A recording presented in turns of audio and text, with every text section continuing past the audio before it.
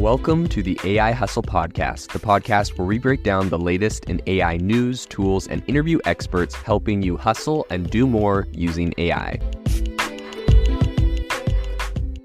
If you've been following the podcast for a while, you'll know that over the last 6 months, I've been working on a stealth AI startup.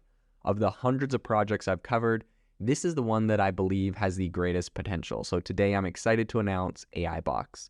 AIBox is a no-code AI app building platform paired with the App Store for AI that lets you monetize your AI tools. The platform lets you build apps by linking together AI models like ChatGPT, Midjourney, and 11 Labs. Eventually will integrate with software like Gmail, Trello, and Salesforce, so you can use AI to automate every function in your organization. To get notified when we launch and be one of the first to build on the platform, you can join the waitlist at aibox.ai. The link is in the show notes. We are currently raising a seed round of funding. If you're an investor that is focused on disruptive tech, I'd love to tell you more about the platform.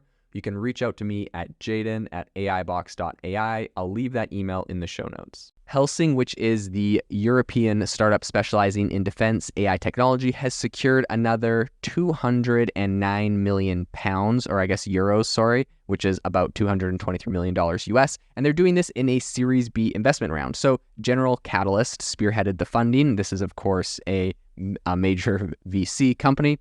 And Swedish industrial and defense conglomerate Saab entered the round as a strategic investor. So this follows the startup's previous 102 million euro round, which was backed heavily by Daniel Ek, who is founder of Spotify. If you don't know, I recommend following him on X, formerly Twitter.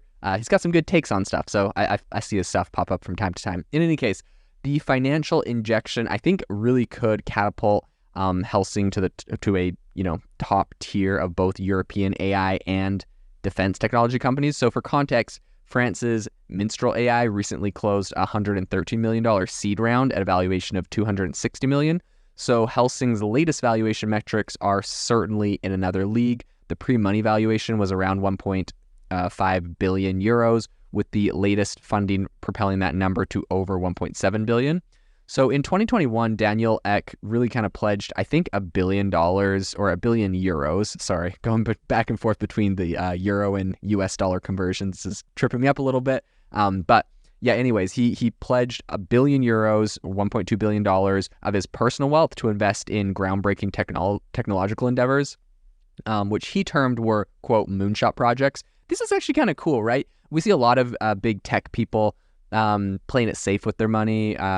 I mean, you look at like Jeff Bezos, and no hate to Mr. Bezos, but I see he spends a lot of time on his mega yachts, which, like, if I was him, come on, like, there's got to be better things you could invest in or feel like you could contribute to society than your mega yachts. But I guess, like, maybe people will call me a hater because it's his money, he can spend it however he wants, which I totally subscribe to that. But like, I don't know. This seems cool to me that Daniel's going to spend $1 billion on moonshot projects, which obviously are interesting and exciting. They're groundbreaking technological endeavors. Meanwhile, you got Mr. Bezos, who's like, spending $1 billion on his super yachts and, taking apart historical bridges in order to get them under. I don't think that ended up happening, but there's a whole debacle a while ago if you saw it. In any case, there's also like a bunch of, sorry, I know I'm going on a tangent, but there's like a bunch of VCs I listen to. If you listen to the All In podcast, you got Jason Calacanis, who's, he's on that, and he always talks about how he thinks Jeff Bezos is going to run for president. If Jeff Bezos is listening and you would like to run for president, come on, do something cool, like work on some of these moonshot projects or feel like you contribute more than living on your mega yacht. I know a lot of people hate Elon Musk for a lot of reasons. Personally, I think he's doing some incredible stuff. I know he gets a lot of hate, but one thing you definitely have to credit him for is he sold all of his mansions, he sold all of his stuff, and he literally just lives in whatever company he's working at, doing whatever he believes in. So he's obviously done some great things for the environment and for everything else with Tesla and everything else that he's working on. So, you got to give him some credit in the sense that he's not currently living on a mega yacht, which maybe it's just a phase for Mr. Bezos. So I guess I'll stop throwing him some shade, and maybe he'll look at something more exciting and interesting for the rest of us. If not, then I guess he'll just sail off into the sunset. In any case, back to the topic at hand, I think operating through his investment firm, which is Prima Materia, Ek, so Daniel, right? He initially infused Helsing with 100 million euros, and the startup's AI platform aims to enhance defense and national security measures specifically tailored for liberal democracies by making them more efficient through real-time data. So, you can definitely see there's a very real-world use case in this today. When we're seeing Russia invading Ukraine and everything going down there, I think Europe in general is a lot more aware of, and I think Daniel comes from Sweden, if I'm not mistaken.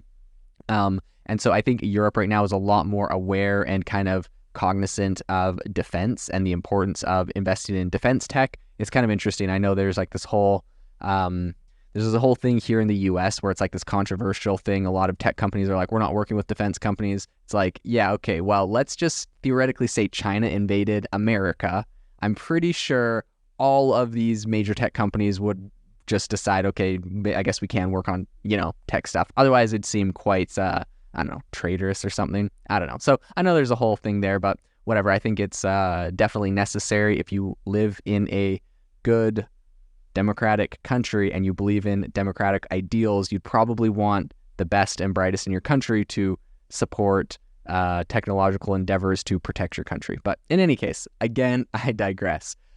So anyways, I think the startup's AI platform kind of aims to enhance a bunch of different defense measures. Helsing has also been making inroads by making a bunch of relations with various European governments. So this June, the German government selected the company in conjunction with Saab to implement AI-enabled electronic warfare capabilities for the Eurofighter jet. So more recently, Helsing and its consortium partners secured the contract to serve as the AI backbone for the Future Combat Air System. That's the FCAS program. So the startup has been significantly active in Ukraine since 2022, though I think a lot of details of their involvement remain undisclosed. It's probably all confidential right now.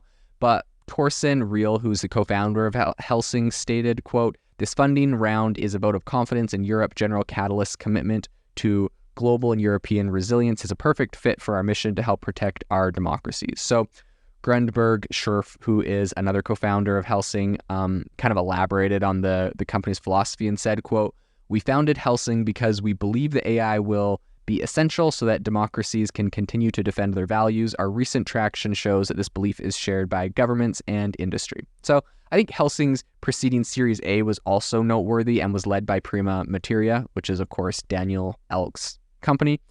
So commenting on the Series B round, Daniel Ek, who serves as co-chairman of Helsing, mentioned, quote, "This investment from General Catalyst and investment and strategic partnerships with Saab Defense reaffirms Helsing as the primary AI platform partner out of Europe." So I think the new financing really marks another milestone for Helsing and is positioning it not only as a startup to watch, but also as a growing force in the realm of AI and defense technology. We've seen a couple big companies come out of the US, so it's very interesting to see some coming out of other areas as well. Definitely a company we'll be following in the future. If you are looking for an innovative and creative community of people using ChatGPT, you need to join our ChatGPT creators community. I'll drop a link in the description to this podcast. We'd love to see you there, where we share tips and tricks of what is working in ChatGPT. It's a lot easier than a podcast, as you can see screenshots, you can share and comment on things that are currently working. So if this sounds interesting to you, check out the link in the comment. We'd love to have you in the community.